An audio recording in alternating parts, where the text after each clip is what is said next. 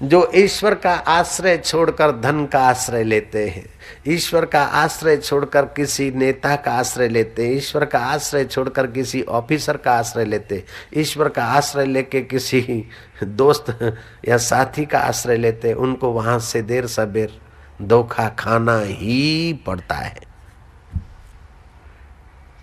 अगर नहीं खाया है तो समझ लेना धोखा खाना पड़ेगा, सावधान रह जाओगे ना। ओ स्पीड ब्रेकर देखते ना तो फिर इतना जंप नहीं आता है गाड़ी को। जय राम जी की। ऐसे कथा के द्वारा ये बात सुन ली तो फिर ज्यादा चोट नहीं लगेगी। तो ये तो ऐसा पहले समझ के जब सामने आ जाता है प्रॉब्लम, तो प्रॉब्लम दुख नहीं देता है।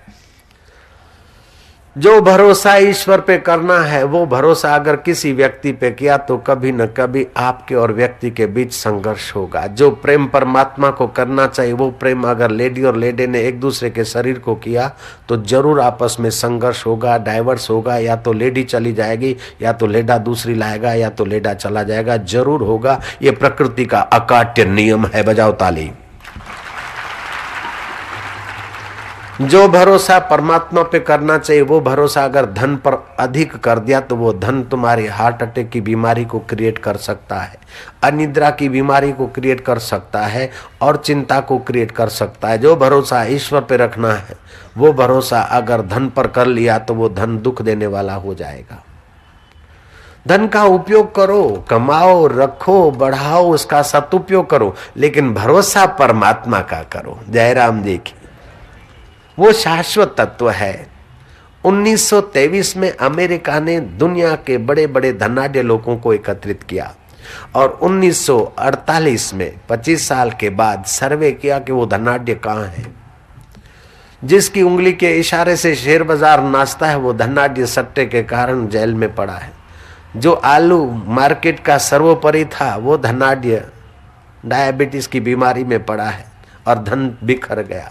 किसी के लड़के लोफर हुए और धन चला गया, तो कोई खुद उसका मन गड़बड़ में पड़ा और लवरी के पीछे पड़ा और धन पराया हो गया। तो कोई हार्ट अटैक की बीमारी से मर गया, तो कोई पीड़ित है। 25 साल के बाद उन धनाढ्यों को देखा तो कोई कहीं पड़ा है, कोई कहीं पड़ा है। शास्त्र कहता है अनित्यानि शरीराणि, शरीर अनित्य है, कब प्राण निकल जाए कोई भरोसा नहीं। वैभवो नैव शाश्वतः, ये वैभव शाश्वत नहीं है। नित्य सन्निहितो मृत्यु, हम रोज मौत के नजीक जा रहे हैं। कर्तव्यो धर्म संग्रह, कर्तव्य है कि हम धर्म का संग्रह करें, पुण्यों का संग्रह करें, ये हमारा कर्तव्य है। इस श्लोक को आप उच्चारेंगे। अनित्यानि शरीराणि, अनित्यानि शरीराणि, वैभवो नैव शाश्वतः, वैभवो नैव शाश्वतः, नित्य सन्निहितो मृत्यु, नित्य सन्निहितो मृत्यु, कर्तव्यो धर्म संग्रह, कर्तव्यो धर्म संग्रह। शरीर अनित्य है, वैभव शाश्वत नहीं, और ये शरीर रोज मौत के तरफ बढ़ रहा है। इसलिए कर्तव्य है कि धर्म का संग्रह करे, पुण्य अर्जित करें। भगवान में विश्वास रखने वाले व्यक्ति आराम से पुण्य पुंज एकत्रित कर लेते हैं। डूबव जरव ना बात कछु, तेजे लागी लाग, जहाँ प्रीति काची नहीं, कहाँ पानी कहाँ आग। प्रहलाद कहता है मेरी मोहब्बत कच्ची नहीं है तो मुझे पानी क्या डुबाएगा और आग क्या जलाएगी। और दुश्मन पिता दुश्मन है, पूरा राज्य दुश्मन है, फिर भी प्रहलाद निर्भीक है।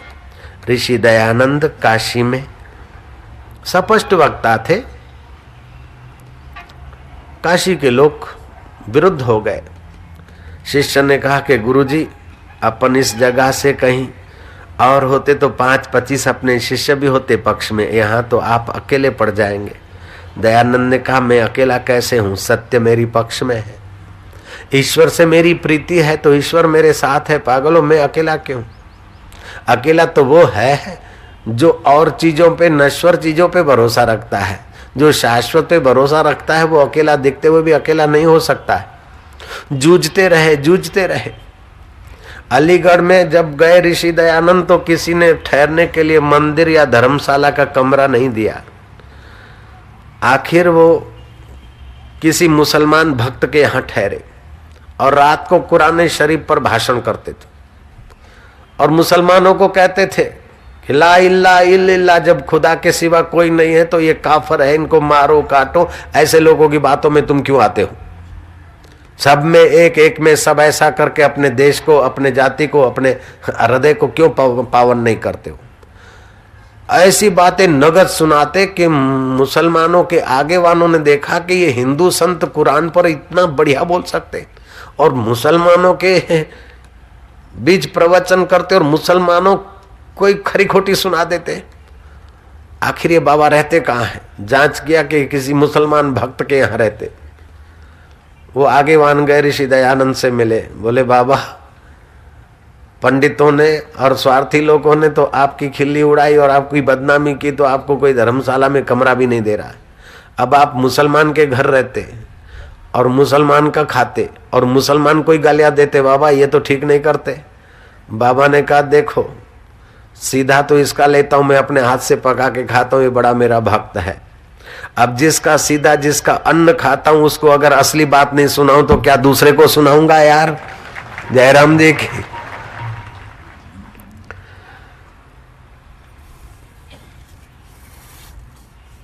असली बात यह है कि मनुष्य तू अपना प्यार, अपना स्नेह, अपनी समझ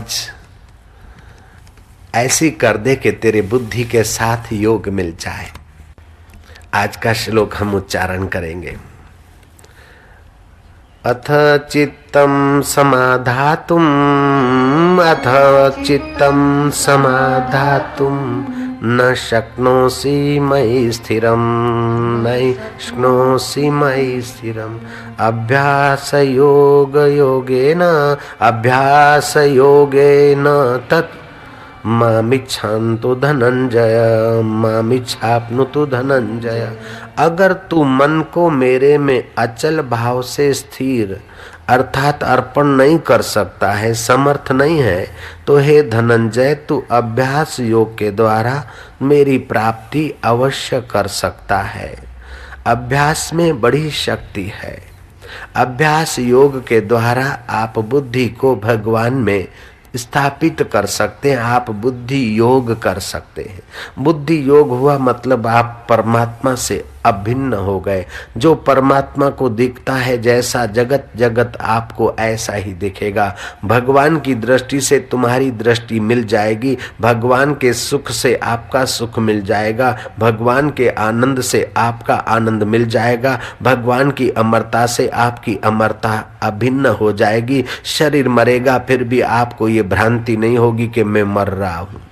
मन में दुख सुख आएगा तभी भी आप देखेंगे जैसे परछाई में कुछ होता और आप अलग होते हैं, ऐसे मन में, तन में, बुद्धि में, अंतःकरण में कुछ भी होता रहे आपको उसका प्रभाव नहीं पड़ेगा। आप नित्य मुक्त शुद्ध बुद्ध आनंद स्वरूप का अनुभव कर लेंगे, जैसे एकनाथ जी महाराज करते थे, जैसे समर्थ रामदास करते थे, जैसे राजा जनक करते थे, जैसे भगवान कृष्ण का अनुभव है, जो भगवान राम का अनुभव है, जो हनुमान जी का अनुभव है, वह अनुभव आपका हो जाएगा केवल इतना करने से। लोग बोलते बाबा जी मन नहीं लगता है, क्या करूं? ठीक है, नारद की कथा सुनकर भी आप मन को आराम से लगा सकते हैं। और जगह तो नारद जी को श्राप था, कहीं ज्यादा नहीं ठहर सकते, लेकिन वह श्राप द्वारका में नहीं लगता था क्योंकि द्वारकाधीश रहते थे वहां। नारद जी द्वारका जाए, कृष्ण कह के जाओ बिंद्रावन समाचार ले आओ। नारायण नारायण गए बिंद्रावन, फिर आए द्वारका। अच्छा जाओ स्वर्ग का समाचार ले आओ, गए स्वर्ग में, आए द्वारका। गए वैकुंठ में, आए द्वारका। गए मथुरा में, आए द्वारका। जाने की 50 जगह लेकिन आने की एक। तो 50% मार्क मिलने से पास हो जाता कि नहीं हो जाता विद्यार्थी? हो जाता है, हो जाता है। ऐसे तुम्हारा मन रोटी बनाने गया, ठीक है रोटी बनाए, फिर लाओ वहीं। सब्जी बनाता है, फिर लाओ वहीं। बच्चों को देखता है, फिर लाओ वहीं। ऑफिस को देखता है, फिर लाओ वहीं। इधर को गया, फिर लाओ वहीं। तो सब करते करते एक किया, फिर एक क्षण के लिए वहां ले आए, वो किया फिर लाए, तो जाने की मन की 50 जगह हो जाएगी और आने की एक ही हृदय का द्वार हरिद्वार हो जाएगा। तुम्हारा मन भगवत भाव से पावन होने लगेगा, बुद्धि योग आपको प्राप्त होने लगेगा। ऐसे जो बुद्धि योग को प्राप्त करने वाले भक्त हैं, उनका क्या स्वभाव होता है? बोल रहे उनका स्वभाव तेरी मेरी की बातों में अपना समय नहीं गवाते, जरूरी काम कर लेते मन लगा कर, जरूरी चिंतन कर लेते मन लगा के, बिन जरूरी अपनी खोपड़ी खाली नहीं करते।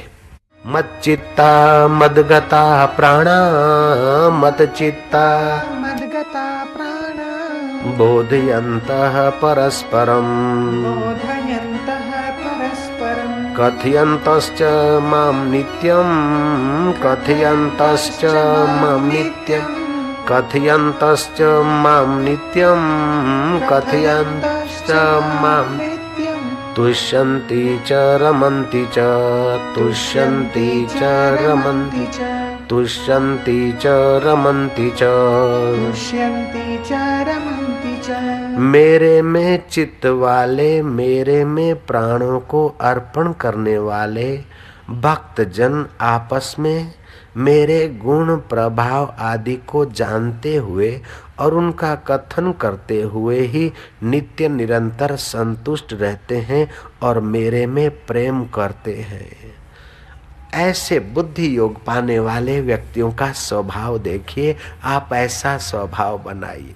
जगत का चिंतन करने से राग द्वेष बनता है, अंतःकरण मैला होता है, खोखला बनता है। अगर व्यक्तित्व का चिंतन करोगे तो अस्मिता पैदा होगी, अहंकार पैदा होगा जो विफलता की खाई में गिरा देगा। लेकिन भगवान का चिंतन करते तो राग द्वेष और अहंकार भगवत भक्ति में विलय हो जाएगा और आपका हृदय भगवत सामर्थ्य से, भगवत आनंद से, भगवत माधुर्य से, भगवत ज्ञान से और भगवत दृष्टि से आपका अंतःकरण जीवन मुक्त हो जाएगा।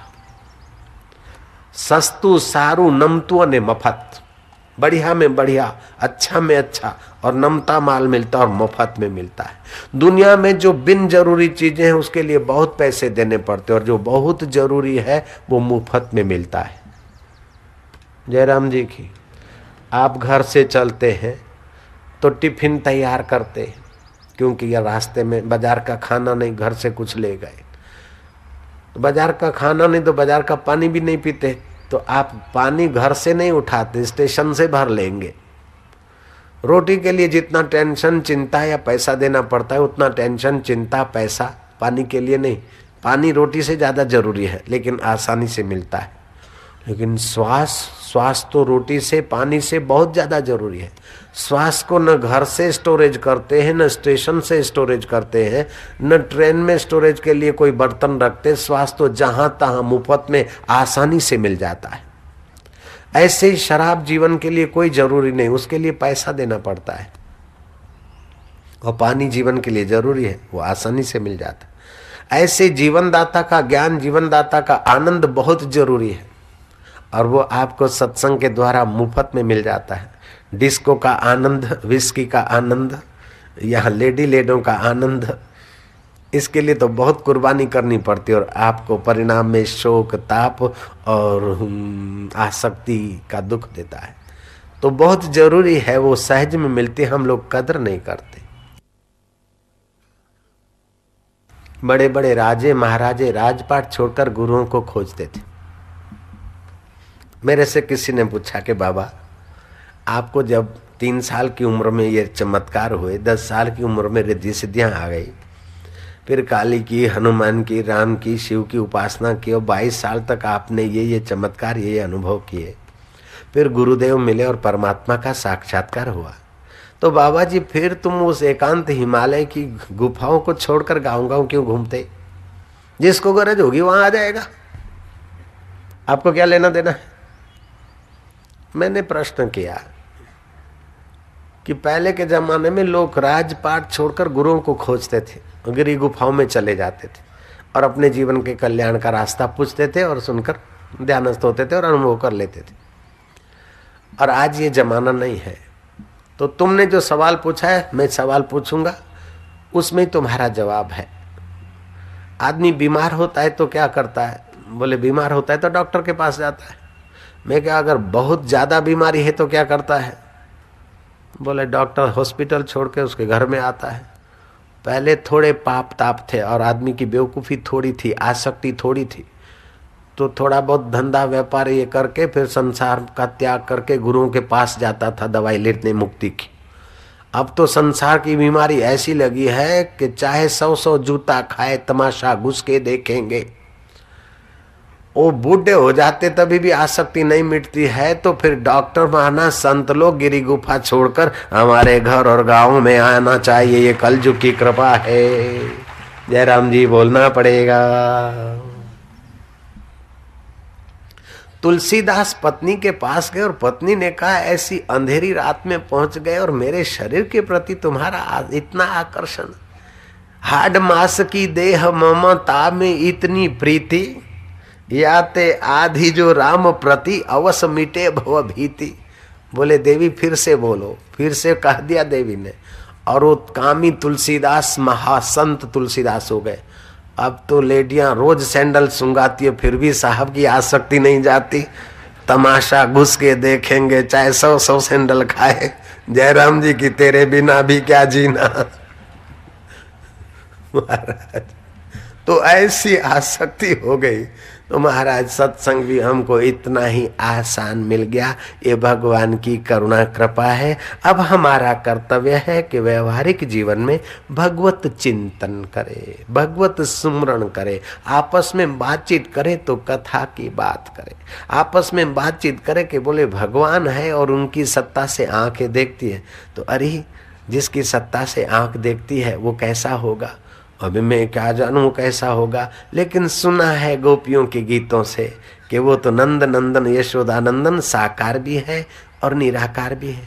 अच्छा तो निराकार भी है साकार भी है, तो कब मिलता है कैसे मिलता है? तो तीसरी ने कहा कब मिलता है कैसे मिलता है ये क्या बात करती है? वो तेरे से कभी बिछड़ा नहीं है, लेकिन मिलने की तड़प हो तो अभी मिल जाता है। हाँ, इस प्रकार की आपस में बातें करो तो तुम्हारी बातें बंदगी हो जाएगी। योगियों को जो आत्म सुख मिलता है घरों में वो आत्म सुख आने लग जाएगा।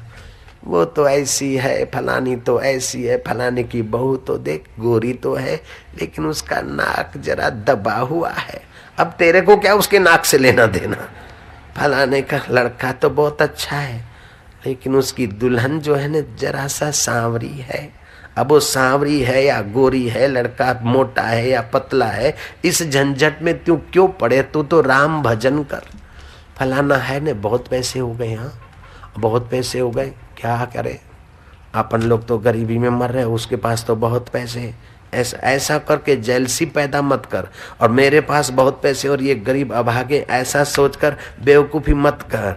कहीं गरीबी का पाठ अदा कर रहा है तो कहीं अमीरी का पाठ अदा कर रहा है, कहीं संत होकर उपदेश दे रहा है तो कहीं साधक होकर सुन रहा है। मेरे भगवान की लीला अपरंपार है। कीड़ी में वो छोटा दिखता है और हाथी में बड़ा दिखता है।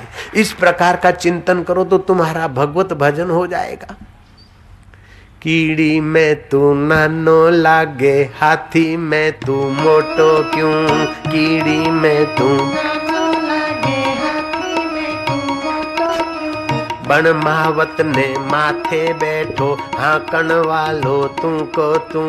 बण महावत ने माथे बैठो, हाकण वालो तू को तू। ऐसो खेल रचो मेरे दाता, जान देखूं वहाँ तुमको तू।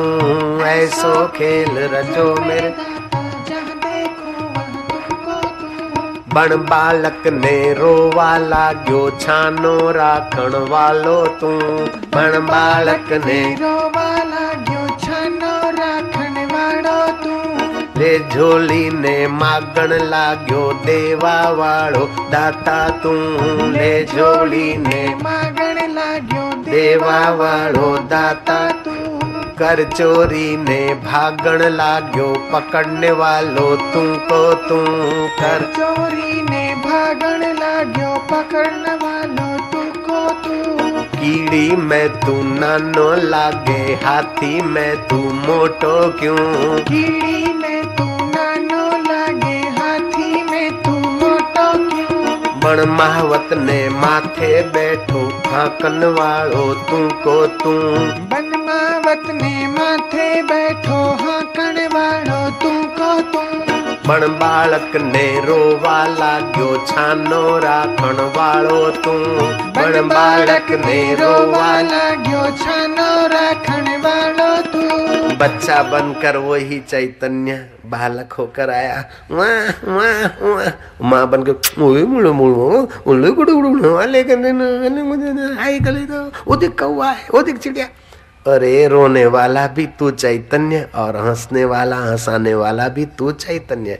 माँ के अंदर करुणा कृपा बरसाती हुई निगाहें भी तेरी है और बच्चे के अंदर उआ उआ करती हुई दिल की धड़कनें भी तेरी है। प्रभु तेरी लीला अपरंपार है। बच्चों को खिलाते खिलाते भी भगवान की बंदगी हो सकती है। बण बालक ने रोवा लाग्यो छानो राखण वालो तू। बण बालक ने रोवा लाग्यो छानो राखण वालो तू। बण बालक ने रोवा लाग्यो छानो चुप ले। बन बालक ने रोवा लाग्यो छानो राखण वालो तू। वे झोली ने मागण लाग्यो देवा वालो दाता तू। झोली आई जराक दिया तुम जब भगवान भला करना रहे। ए बेन कटको रोटली आलू भात તમારા છોકરા છૈયા સુખી રહેશે બેન આપો ને બા। ए माई भगवान भलो कंदई पुट्ट बचंदई सलडे न माया। ए बेन आई खुद सकड़ दिया भगवान तुझा विठल कृपा करना रही न सके। वो मांगने वाले के अंदर तू और देने वाली बुढ़ी। ए इधर आ भाई। मोहनथाल की 2-4 चक्कियाँ दे दी, थोड़ा सा पूरी का जो पड़ी का दे दिया, 2-4 रोटी दी। बोले देख मेरी बहू देखे नहीं, कल बोलना नहीं मोहनथाल दिया था, चुपचाप ले जा। अब देने वाली बुढ़िया दाता के अंदर भी तू ही दया कर रहा है और लेने वाले के अंदर तू भीख मांगने का नाटक कर रहा है। प्रभु तेरी जय हो। आपका हृदय में राग द्वेष घृणा ईर्ष्या सब चला जाएगा। बण बालक ने रोवा लाग्यो छानो राखण वालो तू। बण बालक ने रोवा लाग्यो छानो राखण वालो तू। ले झोली ने मागण लाग्यो देवा वालो दाता तू। ले झोली ने मागण लाग्यो देवा वालो दाता तू। कर चोरी ने भागण लाग्यो पकड़ने वालो तुमको तू। कर चोरी ने भागण लाग्यो पकड़वा वालो तुमको तू। ऐसो खेल रचो मेरे दाता जान देखूं माँ तुमको तू। ऐसो खेल रचो मेरे दाता जहाँ देखूं वहाँ तुमको तू। जल थल में तू ही बिराजे भूत जंत के भेड़ो तू। जल थल में तू ही बिराजे भूत जंत के भेड़ो तू। कहत कबीरा सुनो भाई साधो गुरु भी बन के बैठो तू। कहत कबीरा सुनो भाई साधु गुरु भी बन के बैठो तू। चेला भी बन के बैठो तू। चेला भी बन के बैठो तू।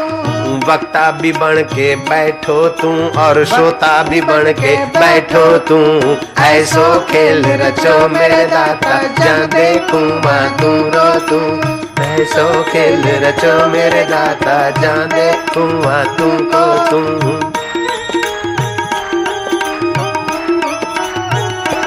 विठल की गाड़ी आत्मगाड़ी चल रही है मुक्ति के रास्ते। आनंद है भाओ।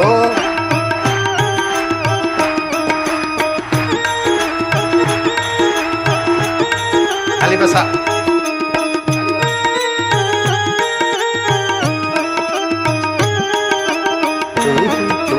तू ही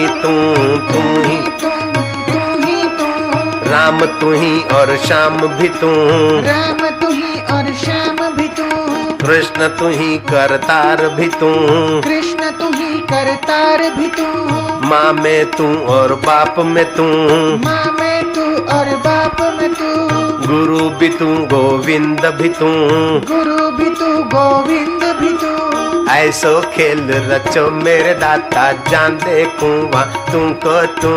ऐसो खेल रचो मेरे दाता जहाँ देखूं वहाँ तुमको तू। आनंद है।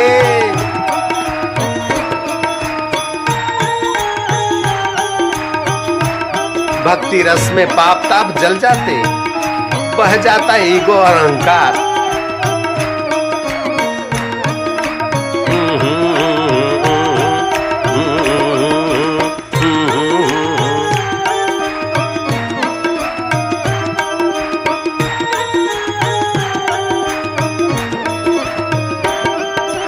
तू ही तू हो, तू ही तू।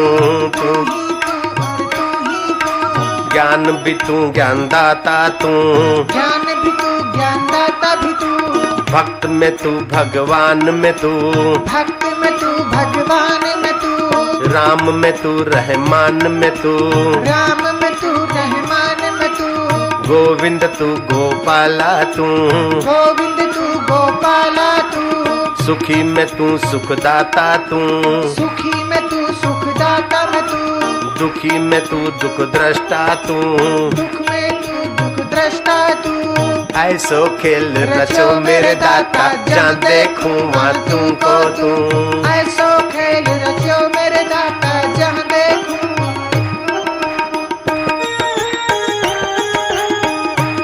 आनंद है बाबू।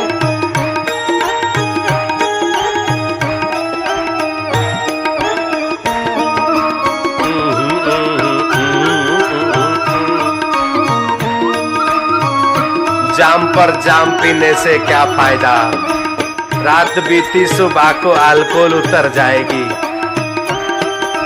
तू भक्ति रस की प्यालियां पी ले, तेरी सारी जिंदगी सुधर जाएगी, सुधर जाएगी।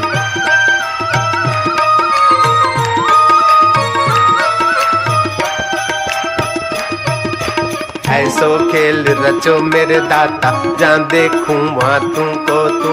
ऐसो खेल रचो मेरे दाता जहाँ देखूं वहाँ तुमको तू। अंग संग में तू ही विराजे, रंग रूप में तू ही तू। अंग संग में तू ही विराजे, रूप रंग के भेदों तू। जो जानत सो पावत है, जो भागत है वो खोवत है। जो जानत है सो पावत है, जो भागत है सो खोवत है। जो पावत है सो गावत है, जो गावत है सो पावत है। जो है सो पावत है, जो गावत है सो पावत है। ऐसो खेल रचो मेरे दाता जान देखूं वहाँ तुमको तू। ऐसो खेल रचो मेरे दाता जहाँ देखूं वहाँ तुमको।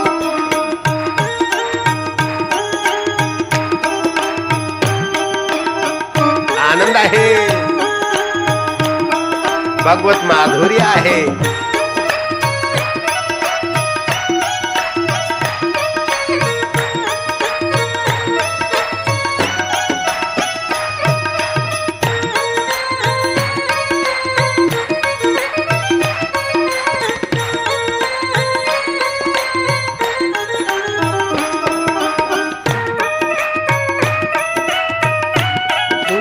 तू ही तू, तू ही तू हो, तू ही तू, तू ही तू हो, तू ही तू। राम तू ही, श्याम तू ही। राम तू ही और श्याम तू ही। शिव तू ही, शंकर भी तू। शिव तू ही, शंकर भी तू। अम्बा तू, गौरी भी तू। अम्बा तू, गौरी भी तू। गणपति तू, गोपाल भी तू। गणपति तू, गोपाल भी तू। ऐसो खेल रचो मेरे दाता जान देखूं वहाँ तुमको तू। ऐसो खेल रचो मेरे दाता जहाँ देखूं वहाँ तुमको तू। जहाँ देखूं वहाँ तुमको तू। जहाँ देखूं वहाँ तुमको तू। जय हो, जय हो।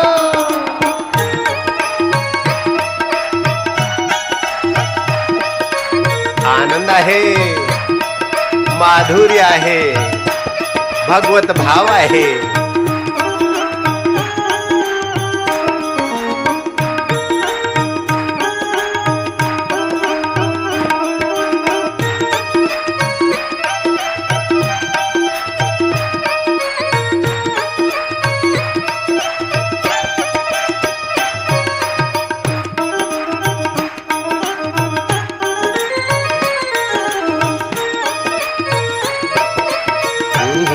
हो, तू ही तू, तू ही तू हो, तू ही तू हो, तू ही तू हो, तू ही तू ही तू हो, तू ही तू, प्रभु तू ही तू, तू ही तू, तू ही तू हो, तू ही तू, तू ही तू, प्रभु तू ही तू। भगवान का चिंतन करने से भगवताकार वृत्ति पैदा होती है। भागवत धर्म जीव को मरने के बाद नहीं, जीते जी मुक्ति का अनुभव कराने का सामर्थ्य रखता है। भगवताकार वृत्ति उत्पन्न होने से वो भक्त भागवत हो जाता है। भागवत की दृष्टि में सुख महत्वपूर्ण नहीं है और दुख महत्वपूर्ण नहीं है। सुख और दुख आने जाने वाले प्रकृति के परिणाम है, परमात्मा महत्वपूर्ण है। गौरांग महाप्रभु चैतन्य महाप्रभु हो गए बंगाल में। वो गए भगवान के दर्शन करने के लिए। न्याय शास्त्र के अद्वितीय विद्वान थे और इतना रूप लावण्य और गौर वर्ण था, इसलिए लोग उनको गौरांग बोलते थे। बड़े खूबसूरत थे। वे युवक गए जगन्नाथ जी के दर्शन करने और एक टक भगवान का दर्शन करते करते मानो उनका मन रूपी पक्षी पिंजरे से निकला और गगनगामी हो गया। अब वो आए अपने गांव में, लेकिन पाठशाला चलाते थे। अब संसार के कावे दावे मेरे तेरे में मन नहीं लगता। उसी परमात्मा के आनंद में सराबोर रहने लगे। विद्यार्थियों ने कहा कि गुरुजी आप हमें न्याय शास्त्र पढ़ाओ। गुरु ने कहा भाई और शिक्षकों से पढ़ लो, मैं तो जो पढ़ना चाहिए उसी को पढ़ रहा हूँ भी। गुरुजी आप बड़ा प्रेम से पढ़ाते, हमें थोड़ा पाठ लगवा दीजिए। गौरांग ने कहा चलो न्याय शास्त्र का सिद्धांत पढ़ो। पृथ्वी द्विधा नित्या अनित्याश्च, नित्य कारण रूपा अनित्या कार्य रूपा। पृथ्वी जल तेज की बात बताई। पृथ्वी का अधिष्ठान जल है, जल का अधिष्ठान तेज है, तेज का आधार वायु है और वायु का आधार आकाश है। आकाश में ही वायु भागती फिरती है। आकाश का आधार महतत्व है, महतत्व का आधार प्रकृति है। जैसे कपड़े का आधार तंतु है, तंतु का आधार रुई है, रुई का आधार खेत है, खेत का आधार धरती है, धरती का आधार जल है, जल का आधार तेज है, तेज का आधार वायु है, वायु का आधार आकाश है, आकाश का आधार महतत्व है, महतत्व का आधार प्रकृति है, प्रकृति का आधार परमात्मा है। परमात्मा को जानना ज्ञान है, बाकी सब अज्ञान है। परमात्मा को जानना न्याय है, बाकी सब अन्याय है। कबीर जी कहते हैं साहेब है मेरो रंग रेज, चुनरी मोरी रंग डारी, दिल की चुनरिया रंग दी। साहेब है मेरो रंगरेज, चुनरी मोरी रंग डारी, धोए से छूटे नहीं दिन दिन होत सुरंग। स्याही रंग छुड़ाए के दियो मजीठा रंग, साहेब है मेरो रंगरेज, चुनरी मोरी रंग डारी। नीरू और नीमा जुल्हा का काम करते थे मुसलमान दंपति। उनको कोई संतति नहीं थी और ये बालक देव योग से एक बड़े योगी सिद्ध के द्वारा प्रकट हुआ था। और फिर जिस महिला, जिस अप्सरा के द्वारा प्रकट हुआ था, उसने उस बालक को तालाब के किनारे रख दिया और उसकी देखभाल करती थी। नीरू और नीमा घूमने गए, सुबह सैर करने गए। कोमल बालक को देखकर उन्होंने उठा लिया और ले आए मुल्ला जी के पास कि आप देख बताइए, खुदा ताला ने हमारी प्रार्थनाएं, हमारी मन्नतें मान ली, स्वीकार कर ली, पूरी करने के लिए बालक दिया है। ये बालक गैबी ढंग से पढ़ा था। मुल्ला जी देखते हैं, बालक को देखकर मुल्ला बड़ा प्रभावित होता है। बालक से पूछता है बोल तू ही बता, तू कौन है, किसका जाया है। प्रतीचि नाम की अप्सरा और जोशी मठ में तप करने वाले जोगी को देव ने प्रेरणा किया था,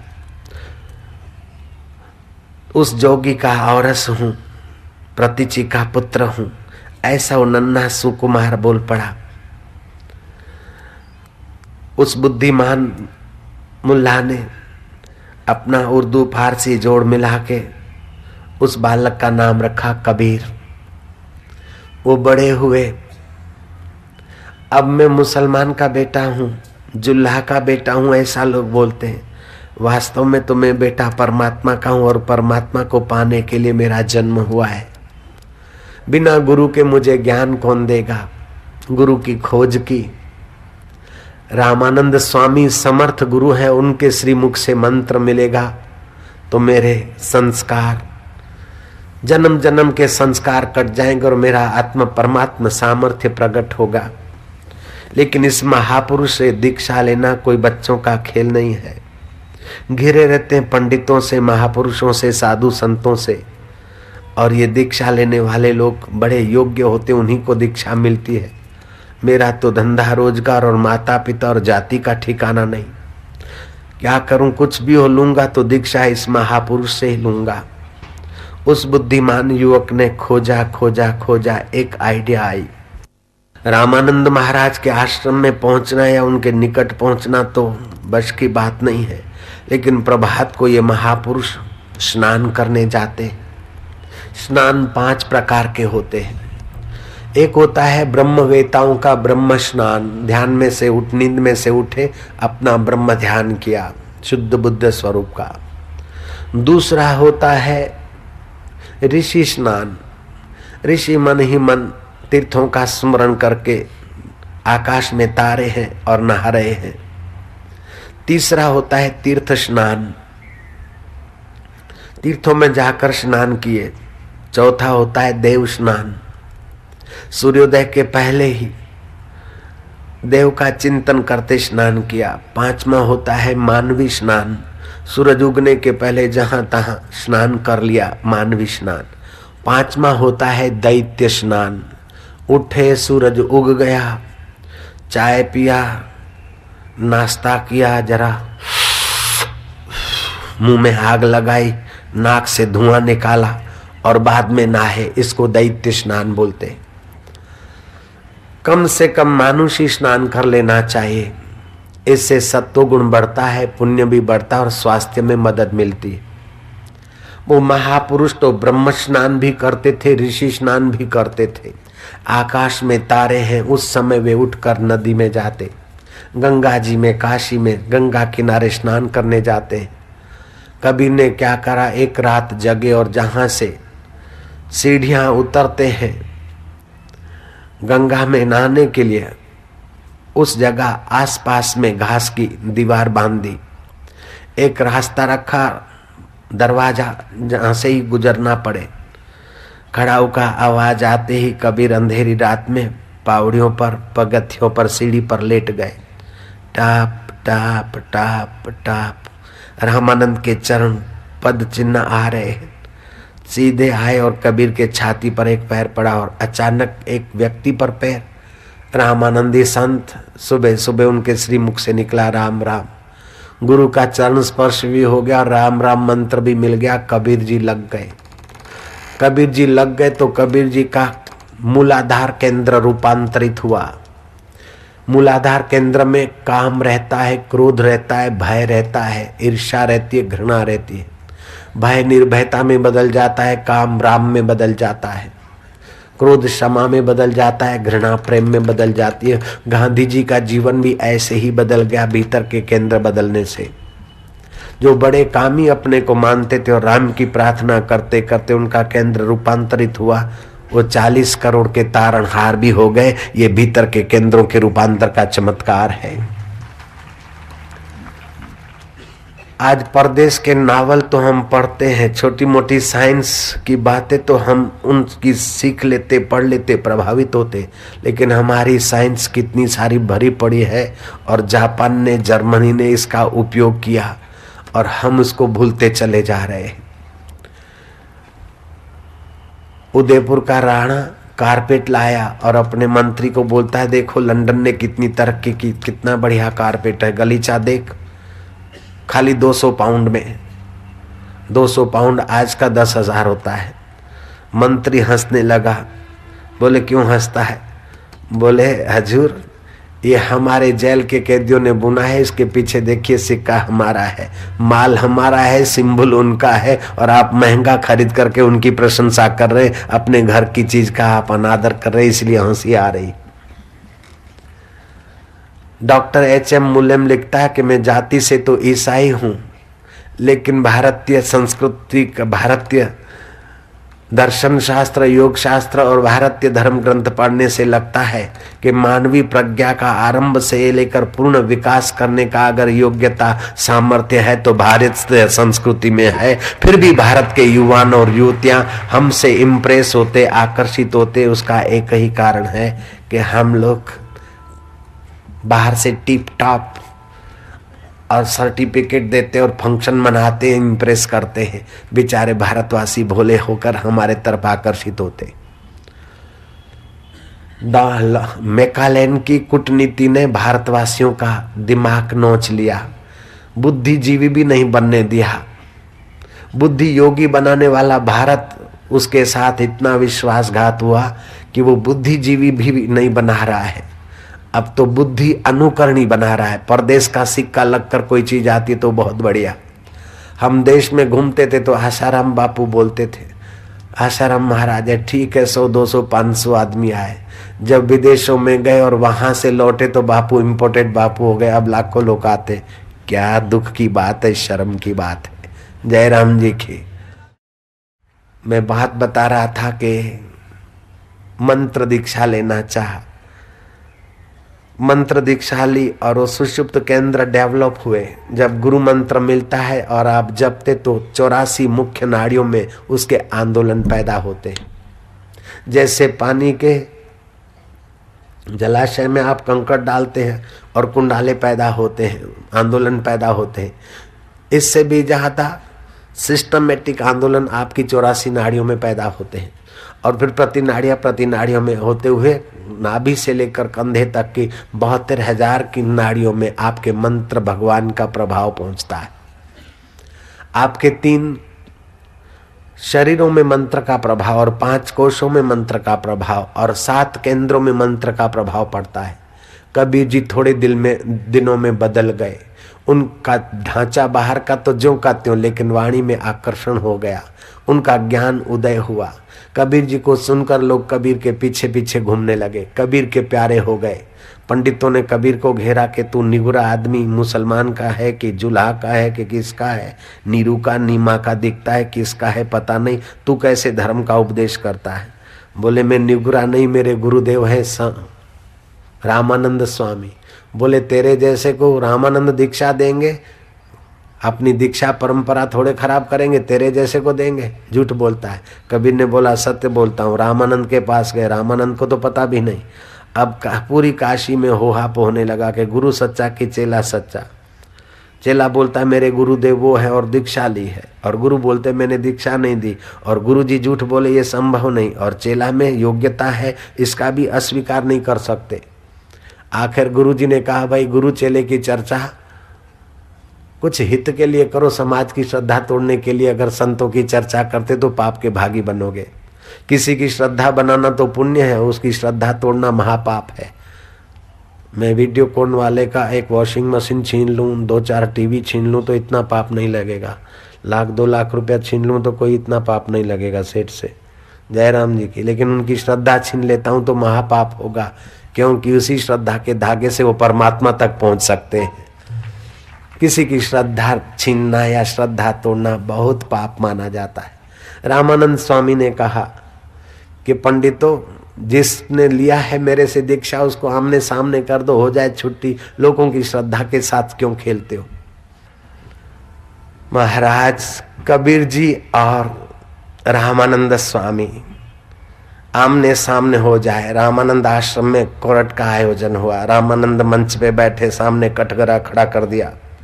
पूरे काशी के मूर्धन्य पंडित इकट्ठे हो गए। कबीर से पूछा तुम निगुरे हो न? बोले नहीं, निगुरे का नहीं कोई ठिकाना, निगुरा होता ही का अंधा, खूब करे संसार का धंधा।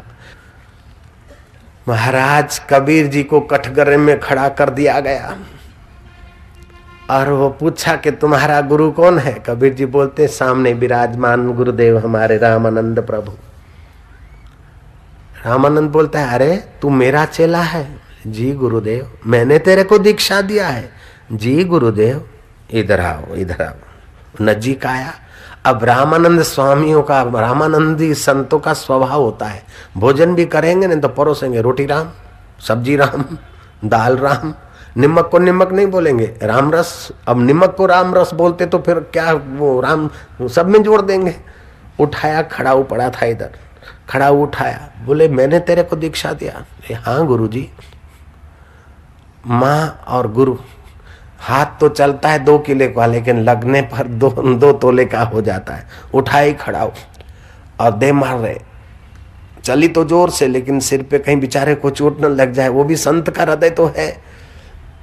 राम राम राम, मैंने तेरे को दीक्षा दी। बोले गुरुजी वो दीक्षा कच्ची तो ये तो पक्की, वो झूठी तो ये तो सच्ची गुरुदेव। अरे सतपुरुषों से मार खा के भी भगवान का मंत्र दीक्षा मिलता है तो सौदा सस्ता है, अगर प्यार से मिलता है तो कहना ही क्या है।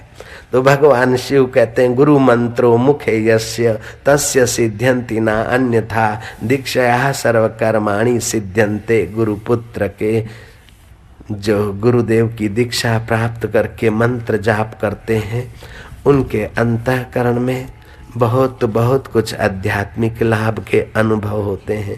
पहले धीरे धीरे मंत्र जाप होता है वैखरी से, फिर मध्यमा में आता है, फिर पश्चंती में आता है।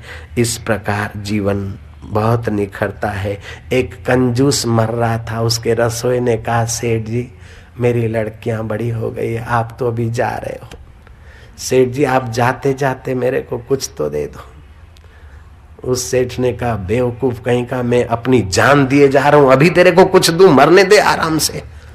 जयराम जी की अक्ल तो थी, बुद्धि तो थी, लेकिन बुद्धि में योग नहीं है, बुद्धि में धिंगला है। जयराम जी की दूसरा मवाली था, बड़ा अफीम बफीम खा के पनघट पे बैठा है, बोलता 25 25 25। किसी ने कहा क्या 25 25 कर रहा है, आगे भी गिनो 26 27। बोले नहीं 25 25 ही होता है। बोले आगे भी होता है, बोले आगे नहीं होता है, बोले होता है। बोले जरा इधर आ तेरे को दिखाऊं। वो मवाली था अट्टा कट्टा, वो बेचारा सीधा साधा हो गया तो उसकी टांग पकड़ के कुएं में डाल दिया। बोले अब 26 अब 26। अरे मूर्ख, शक्ति तो मिली लेकिन बुद्धि का योग नहीं है। बुद्धि में बेवकूफी है, बुद्धि में द्वेष है, बुद्धि में लोभ है, बुद्धि में स्वार्थ है, बुद्धि में संकीर्णता है। ना ना, बुद्धि में योग भर दीजिए, आपका मंगल होगा। ये आपका पुण्य है कि आपको सेवा का अवसर मिला है और आप सेवा करके आनंदित होते हैं तो आपके माता पिता दादा परदादे का कोई शुभ है तो भगवान करे आपका और शुभ फले फूले। भगवान करे कि आपका हृदय और बुद्धि योग के तरफ जाए तो आपका तो कल्याण हो जाए। आप जिससे मिले उसको भी आनंद और माधुर्य आ जाए। आप ऐसा बन सकते हैं लाला। तो भगवान का चिंतन करने से, भगवान का स्मरण करने से, भगवान नाम जप करने से हमारा मंगल होता है। तुलसी अपने राम को, तुलसी अपने राम को रिझ भजो या खीज, रिझ भजो या खीज। भूमि फेंके उगेंगे, भूमि फेंके उगेंगे। उल्टे सीधे बीज, उल्टे सीधे बीज। हरि ही हो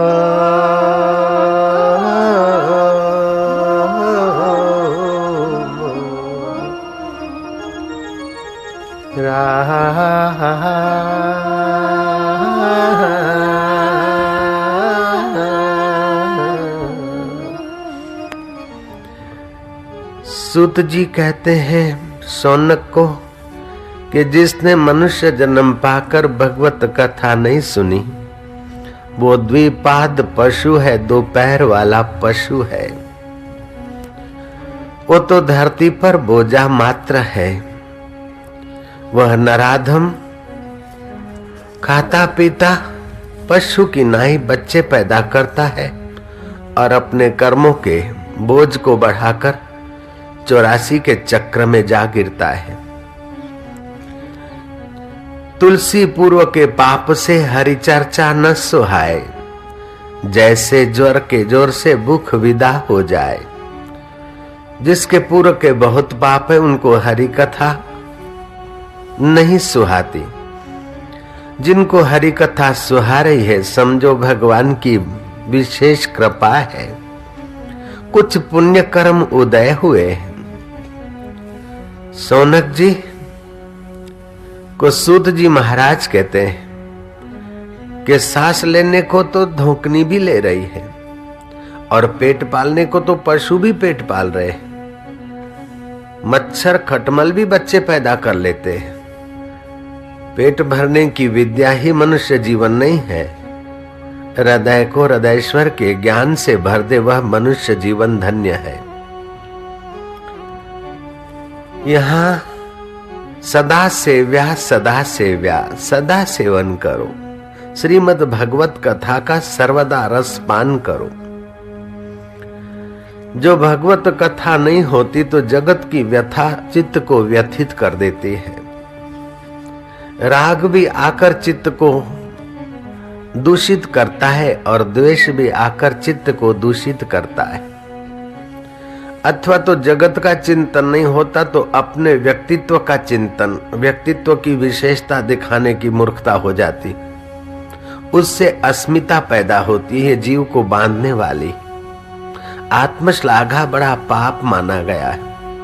जो भगवत कथा नहीं करेंगे, भगवान की महिमा नहीं जानेंगे, भगवान के गुणगान नहीं करेंगे और भगवान के स्वरूप का श्रवण नहीं करेंगे, भगवान के स्वरूप का चिंतन नहीं करेंगे, भगवान के स्वरूप का मनन नहीं करेंगे, भगवान के स्वरूप का नित्य ध्यासन करके नित्य सुख में गोता नहीं मारेंगे, वो अपने आप के दुश्मन हो जाते। गीता ने कहा आत्मैव आत्मनो बंधु आत्मै रिपुरात्मना बंधुरात्मनात्मा तस्य ये नात्मैव आत्मना जिताः अनात्मनस्तु शत्रुते वर्तेतात्म शत्रुवत्।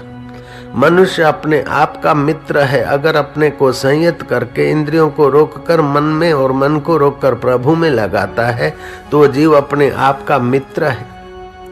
और जो देखा सो बस लपक पड़े, जो आया सो भोग पड़े, जो आया सो बोल पड़े, जैसा आया ऐसा करते रहे तो मनुष्य अपने आप का शत्रु हो जाता है। भगवत कथा से दोष मिटते हैं, भगवत कथा से ज्ञान उदय होता है, भगवत कथा से संयम की प्राप्ति होती है, भगवत कथा से सदाचार का संचार होता है अंतःकरण में, व्यवहार में। भगवत कथा से चित्त भगवताकार बनता है। इसलिए भगवत कथा का सेवन करना चाहिए। अकेले में बैठकर भगवान के गुणगान गाने चाहिए, गुनगुनाना चाहिए, कीर्तन करना चाहिए भगवान के लिए। कभी दो प्रेम के आंसू बहाना चाहिए कि नाथ तुम कब मिलोगे, कैसे मिलोगे। आयुष्य क्षीण हो रहा है परमेश्वर। रोज रोज सूर्योदय होता है, सूर्यास्त होता है, जिंदगी का एक एक दिन कटता जा रहा है। ये हमारा आयुष्य क्षीण हो जाए उसके पहले हमारा अज्ञान क्षीण हो जाए नाथ। इस प्रकार अकेले में भगवान के साथ वार्तालाप करो, भगवान के नाम का कीर्तन स्मरण करो, शास्त्र पढ़ो, व्यवहार काल में भी भगवत चर्चा को बीच में रखो। काम करने के पहले एक आध मिनट के लिए ही सही, जहां से काम करने की सत्ता स्फूर्ति मिलती है उस परमेश्वर में गोता मारो। काम करने के बाद भी अपने अंतर आत्मा में गोता मारो कि मेरा कार्य तुझे पसंद पड़ा कि नहीं।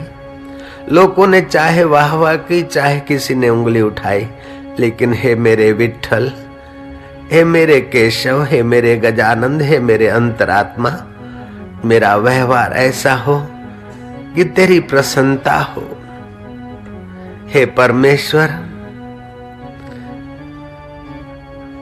सर्व भावे न भारतः, मैं सर्व भाव से शरीर से जो काम करूं तेरी प्रसन्नता का करूं, मन से जो चिंतन करूं तेरी प्रसन्नता के लिए करूं, बुद्धि से जो निर्णय करूं वो तुझे पाने का निर्णय करूं। मेरे भगवान तू मुझे वो सतबुद्धि देना सच्चिदानंद। कलयुग में दोष तो अनेक है, लेकिन हरि नाम से जो लाभ होता है वो अद्भुत है। कलयुग में हरि कथा और हरि नाम से जो लाभ होता है वो कलयुग के दोषों को दूर कर देता है। देव हे हरि, तेरी कथा मुझे प्यारी लगे, तेरा नाम मुझे प्यारे लगे और तेरे प्यारे संत का सानिध्य मुझे प्यारा लगे। हे परमेश्वर, तू मीरा का कन्हैया, तू ही शबरी का राम, तू ही तुकाराम का विठल और तू ही एकनाथ जी का अलग और तू ही कबीर का अव्यक्त। हे मेरे परमेश्वर, हे मेरे गोविंद, हे मेरे गोपाल। इस प्रकार भगवान के भिन्न भिन्न नामों से भगवान के गुणगान करते करते अभिन्न नारायण के चिंतन से जो अपना हृदय पावन करता है वो कलयुग के दोषों से अपने को पार कर लेता है।